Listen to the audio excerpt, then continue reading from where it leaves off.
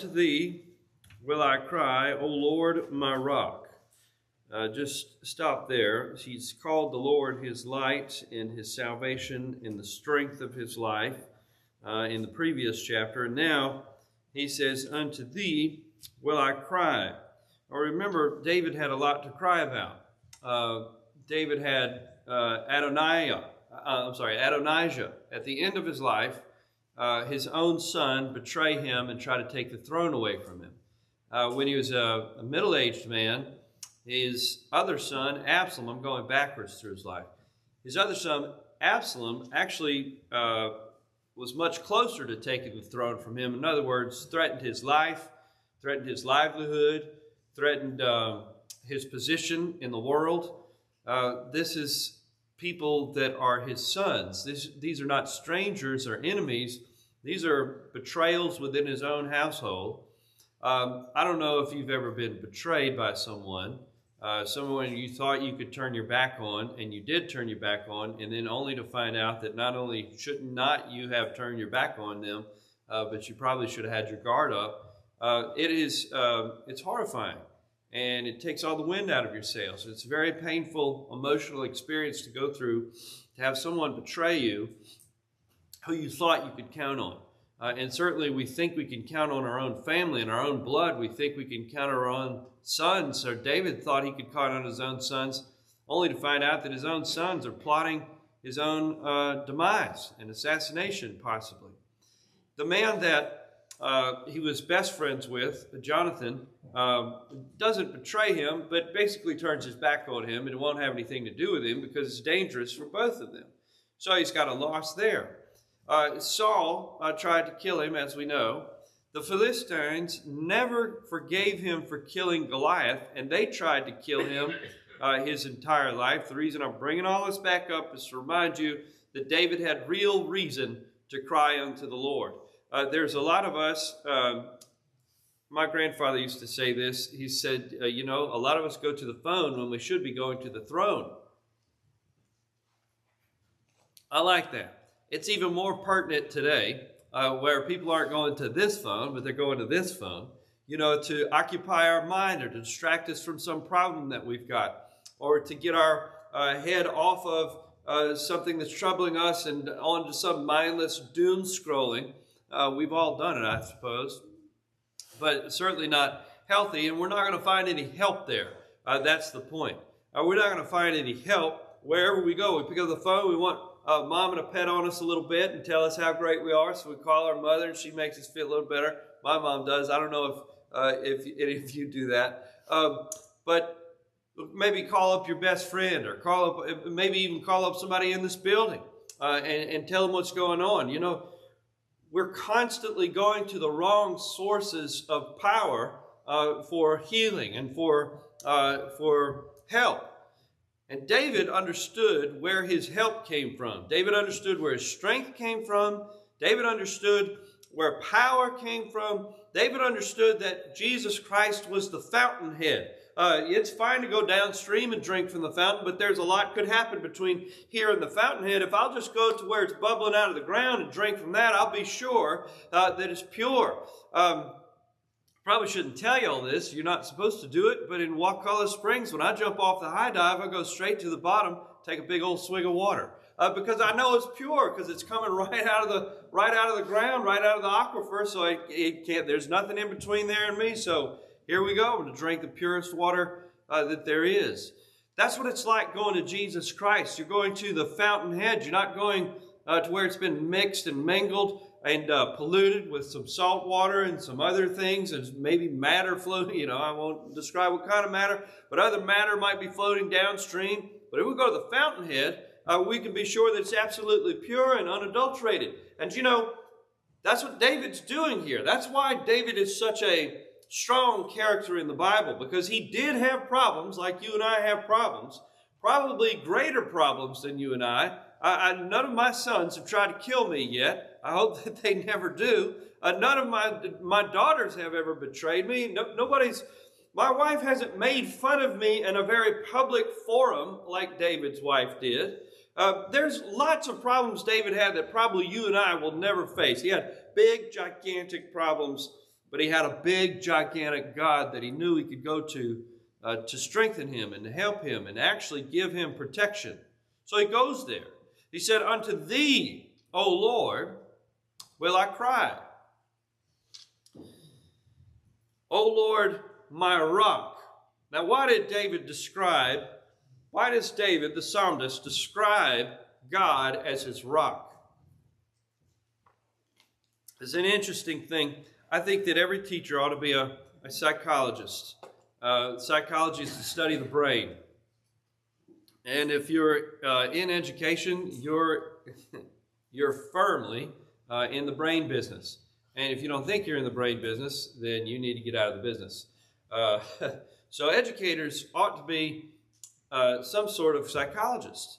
They ought to study the brain. They ought to know how the brain works, especially the brains of the people that they're teaching. And of course, the brains change over time. They're very different in adolescence than they are in infancy, and they're certainly different in old age, in middle age. They're very different depending on what your diet and chemicals that you're introducing, and if you're getting exercise or not. That all changes the brain chemistry. And so I'm studying the brain and trying to figure out the brain, and went down this weird path where I started getting into old people's brains and what happens to old people when, and I'm not going to qualify what an old person is. You do that on your own. But old people's brains, there's arteries and veins in our brains, and in the prefrontal cortex, which is responsible for being elastic and being resistant, resistant to, but accepting of change and tolerant of change, those arteries begin to close. And the blood flow is restricted to that part of the brain that helps us deal and tolerate with change. And so, if you've ever noticed an old person, they don't like change. They don't want anything to change.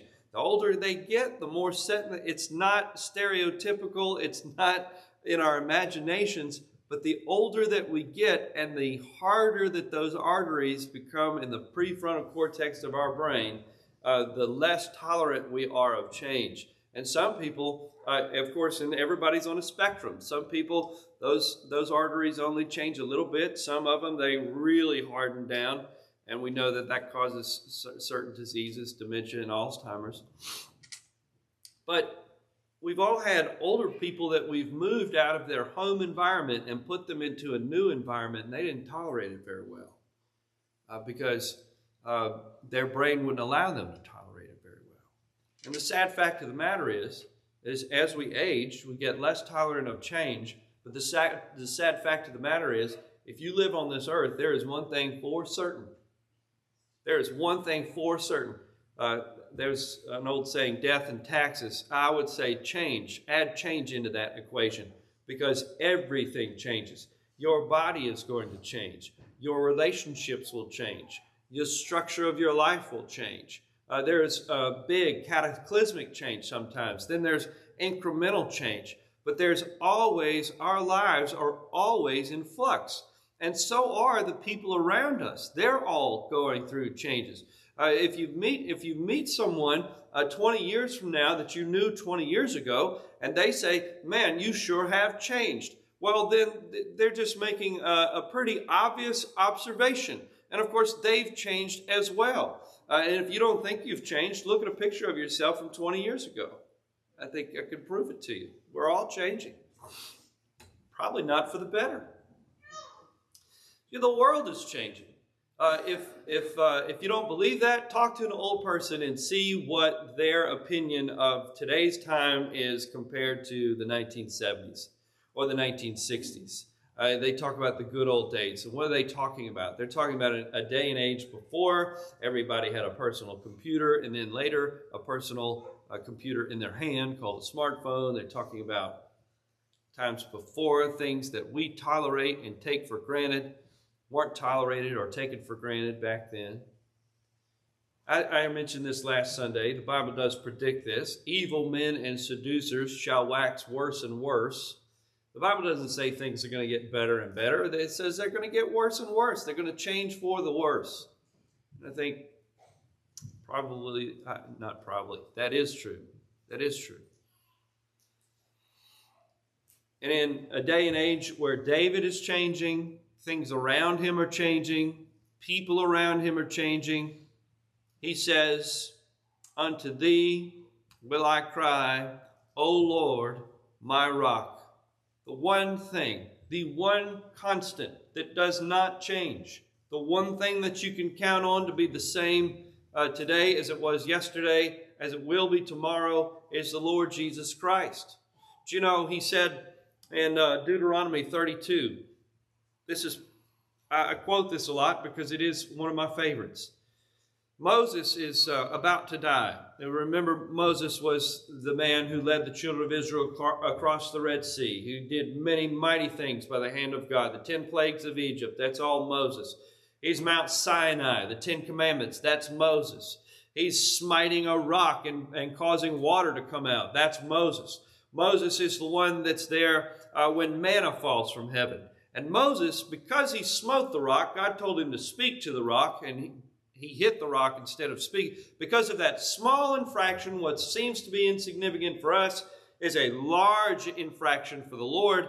And the Lord tells Moses, you can see the promised land, but you'll never enter the promised land. You're going to die before you'll be the last of this generation to die off. And then once you die, the children of Israel can enter the promised land. And so for 40 years, they wander around in the wilderness, and Moses is with them. And right at the end of those 40 years, God begins to tell Moses he's going to die. And so Moses begins his song. It says that it's Moses' song. He speaks, Deuteronomy 32 is a song that he sung to the children of Israel right before the Lord takes him on to glory. And part of that song, he's singing about the Lord, and he's singing to the children of Israel. And part of that song, he says, He is the rock. His work is perfect, a God of judgment and without iniquity. Just and right is he. Why I like that verse. Deuteronomy 32:4. It's one that you would do well to commit to memory. He is the rock. In other words, he's reminding the children of Israel, get your eyes off of Moses. I know I've been with you for 40 years and I've been leading you around for 40 years, but I've been led by the Lord. I've been led by the rock. I've been following the rock. You've been following me. I've been following the rock. You all need to follow the rock. Don't follow a man, woman, or child that comes before you and says they're a leader. If they're not following the Lord, forget it. If they are following the Lord, then you can follow them because he's the rock. I'm not the rock. And what does the rock mean? A God of truth and without iniquity. A God of judgment. Just and right is he. I've always loved that argument that because the Lord does something, it automatically makes it right. Whether we understand it or whether we don't understand it is irrelevant.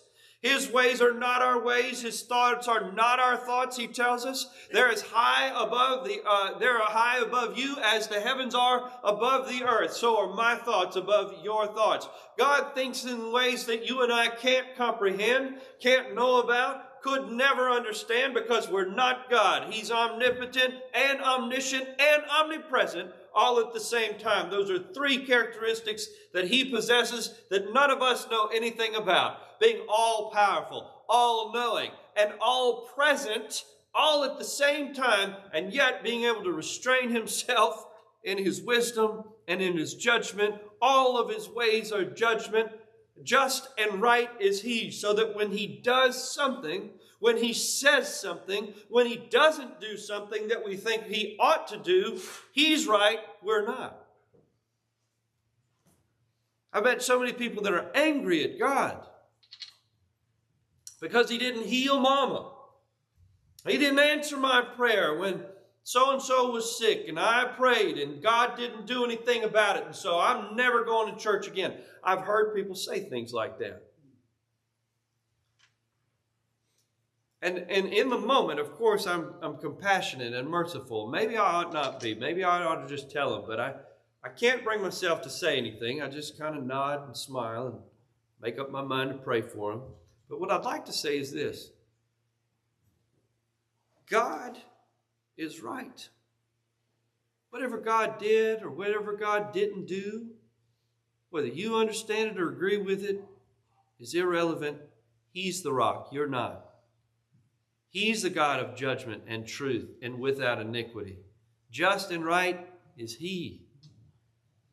He's the rock means that because He's a God of judgment, and because He's a God of truth, and because He doesn't have any sin, and because He's just and right yesterday, it's predicated on the fact that He's the rock, which means He's not changing. If He was a God of truth and without iniquity and all of His ways were judgment and just and right as He back in Moses' time, it means He's the same way in our time. He's that same God. We sing that song, He's just the same today. He's just the same today. The God that lived in the olden times is just the same today. He doesn't change. Now that's amazing to me in a world that is created that changes constantly and never stops changing. The God that created it, that lives on the outside of it, doesn't change. Hebrews 13 says this, is Jesus Christ the same yesterday, today, and forevermore? Jesus Christ. If you're doubting whether God and Jesus are the same, listen to the characteristics here. He says Jesus Christ the same yesterday, today, and forevermore. Eternally, He is the same. And then, of course, in James chapter 1 and verse 17, I remind people of this all the time. I remind myself of this all the time. There are very few prayers in the Bible, or there are very few prayers that we can pray that we're guaranteed to have an answer to in the affirmative. God, show me who I'm supposed to marry. Maybe He does, maybe He doesn't. God, where should I live? Maybe He tells you, maybe He doesn't. Or maybe He just says, not now, you'll have to wait a while. God, heal my mother. God, heal my father. God, don't take this person. God, don't take that person. And maybe they leave. He answered you with a no. So what I'm saying is there's just very few prayers that a human can pray that we know that we're going to get the right answer or the answer that we seek. In James chapter 1, he tells us, if any man lack wisdom. Now, don't raise your hand, but how many of us lack wisdom to make decisions that we ought to make? How many of us lack wisdom sometimes to talk when we should be silent? How many of us lack wisdom to speak up when we are silent? We are silent when we should be speaking up, but the moment passes and we think to ourselves, man, I should have said something. And we didn't, because we didn't have the wisdom. We didn't have the wisdom in the moment to know the difference between keeping our mouth shut and opening our mouth and talking. And I see some of you actually trying to raise your hand.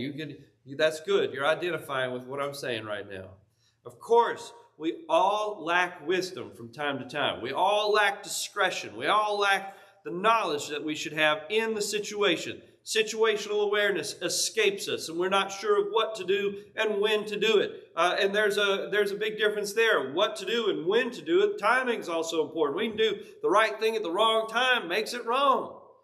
We can do the wrong thing at the right time, that also is wrong. We just have so many decisions to make that we lack the wisdom to make them. And James says, if any man lack wisdom, let him ask of God, that giveth liberally and upbraideth not. Let him ask of God that giveth liberally. Do you know what that means? That means God's going to give you a good dose of wisdom. If you ask for wisdom, He's not going to give you a little bit of wisdom. He's going to give you a lot of wisdom. He'll give you more wisdom than you need. I like it when people give like that. I like to give like that. I don't like to give people a pinch. If they ask for a pinch, I give them 2 pinches. If they ask for an egg, I'm going to give them as many eggs as I got to give. I'm not just going to give them, well, you might need 3 or 4. Here, take them.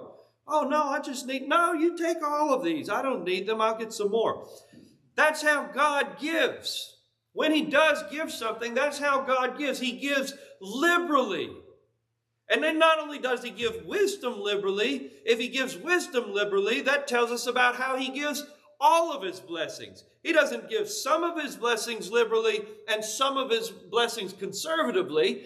When he gives us a blessing, he gives it liberally. He usually gives us more than we need. That's why it's important to ask him when we need things, because we might get it and we might get more of it than we ask for. And in the case of wisdom, we know we're going to get wisdom.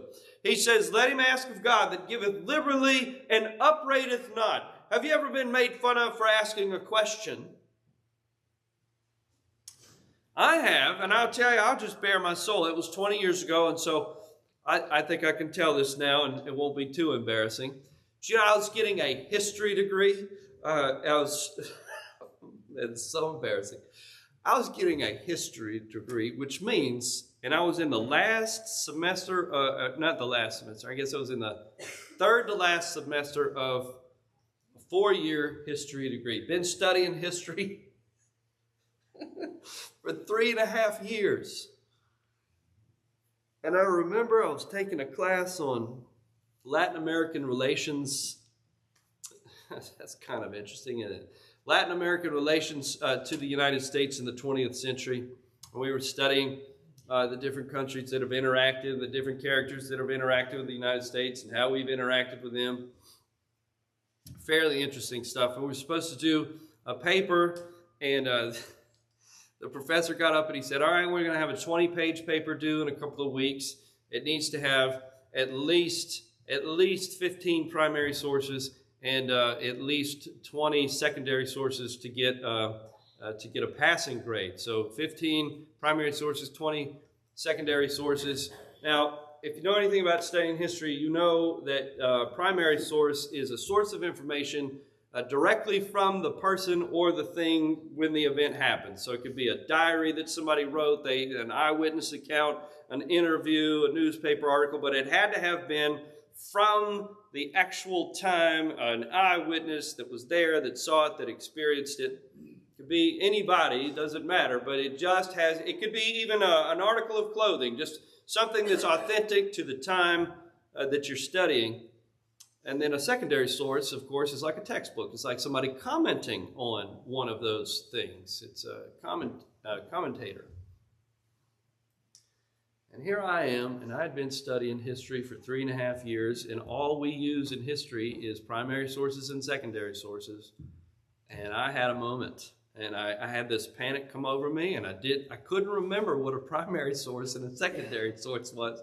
So in a college classroom full of history majors, I raised my hand and said, can you tell me what the difference in a primary source and a secondary source is? And everybody in the room thought it was a joke. They all started laughing. And I wasn't joking, because I really had forgotten. I couldn't remember. And that was before Google. I couldn't just Google it, so I had to know. It's embarrassing, isn't it? And of course, the professor then, when he realized that I was serious, he started laughing and making fun of me. He said, you've been in this, aren't you a history major? You've been in this major for 3 years. You don't know what these things are? No, would you just stop making fun of me and tell me? Now, he ended up telling me what it was. And so I was clear, I got clarity, and I knew what it was, and did the paper and did fine. But I paid for it. I paid for it in a lot of shame and embarrassment. And every time anybody from that class ever saw me, they were, primary source. It was a lot of fun. God doesn't do that to us. There are no stupid requests with God. That's what upbraideth means. They upbraided me, made fun of me, and embarrassed me for asking the question, for asking for some information, for asking for something that I needed that seemed pretty elementary to everybody else, but it was foreign to my mind at the moment. God doesn't do that with his children. He's not going to set you aside and puff and laugh and sarcastically make fun of you for asking for something that you probably should already have, and have plenty of it, but you've run out of it, or you forgot it, or you just don't possess it, or whatever it is. I love that about the Lord that I serve. There just is no way that I'm going to be embarrassed by Him. You can get in your prayer closet, figuratively or literally, get alone with the Lord, pour your soul out to Him, and He's never once going to laugh or make fun of you for asking the question. Lord, I need mercy. You needed mercy yesterday. You coming back for mercy? Why don't you have mercy? Why do you even need mercy? What's the matter with you? We do this every day. Why do you need mercy again? He's not going to do that. Lord, I need mercy. Okay, son, here you go. Come back tomorrow if you need some more. Lord, I need some wisdom right now. All right, here you go. Here's more than you need. Come back tomorrow. I'll be here tomorrow. If any man lack wisdom, let him ask of God, which giveth liberally and upbraideth not. Now listen. With whom there is no variableness, nor shadow of a turning. With whom there is no variableness, nor shadow of a turning. Variableness. People that study algebra know about variables. Variables are when they started introducing letters into your math equations. They lost most of you when they did that. Variables represent endless possibilities. Variables in an equation, the reason they're using a letter instead of a number is because a letter could represent any number, all of the numbers. And of course, if they used a number instead of a letter, then it's finite. It's got an answer. But when you put a letter in there, that letter can represent any number you can imagine. And so therefore, the answer could change depending on what the variable represents. 2x plus 6. 2x plus 6. If we let the x represent 2, then it's going to be a different answer than if we let the x represent 8. The answer changes. It completely changes because of the variable. And God describes us to us. God described to us in the mouth of James here, in James chapter 1 says, there is no variableness with God. The answer is not going to change because your circumstances changed. Your answer is not going to change because life changed, because you changed, because someone around you changed, because the world changed, because any amount of change entered into the equation of God doesn't change Him. It doesn't change the equation. He's just the same today as He was yesterday, as He will be forevermore. He's Jesus Christ, the same today, yesterday, and forevermore. Therefore, when you go to Him, you can count on Him giving you the same kinds of responses that you've had in the past, giving you the same kinds of responses that He gave Moses, and that He gave Elijah, and that He gave Elisha, and then He gave Joshua, and then He gave David, and then He gave all of the Old Testament saints. Why do you think their experiences are there? Those experiences are there so that we could take strength from the mind and the character of God and know that He's the same, and He's going to interact with us the same as He did with them. I'm telling you, we've got a God that doesn't have any variableness nor shadow of a turning. Nor shadow of a turning. If you walk directly towards the sun, your shadow will be directly behind you. And if you turn 1 degree or another, your shadow will no longer be directly behind you. It'll be off of a degree or a little bit. And that's what He says when He says there's no shadow of a turning with Him. Because He doesn't turn. He's not changing. He's the same today as He was yesterday, as He will be tomorrow, as He will be the rest of your life, as He will be all of eternity. And He tells us that He gives liberally, and He upbraids not. And if we have need of things, we need to go and ask Him, because we can count on Him giving it to us liberally and not making fun of us for asking. Unto Thee will I cry, O my Lord, my rock. God bless you is my prayer. Thank you for listening this morning. If there be one or more that would like to join with this church, you come while we sing Amazing Grace. Stand while we sing. Amazing grace.